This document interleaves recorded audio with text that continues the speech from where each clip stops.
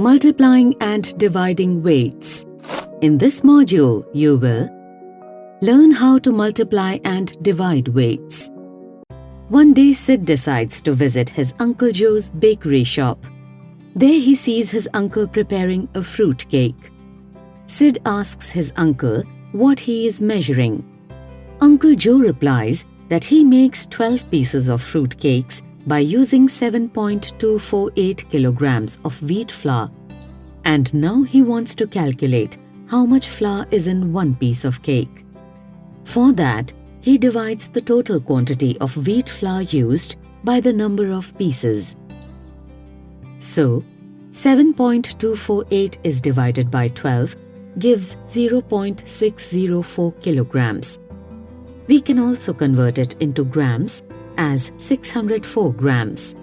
Then he cuts this cake into 12 equal pieces and weighs one of them. He finds the weight of each piece is 825 grams.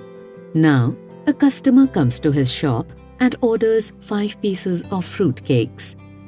The customer asks Uncle Joe what is the total weight of 5 pieces of cake.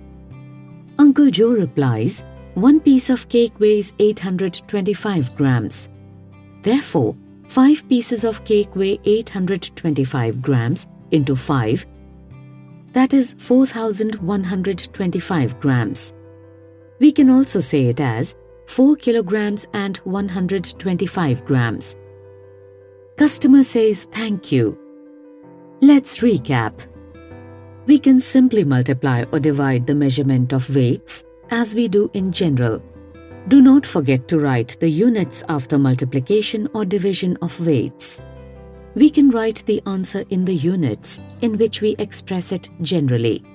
We can write 0.604 kilograms as 604 grams.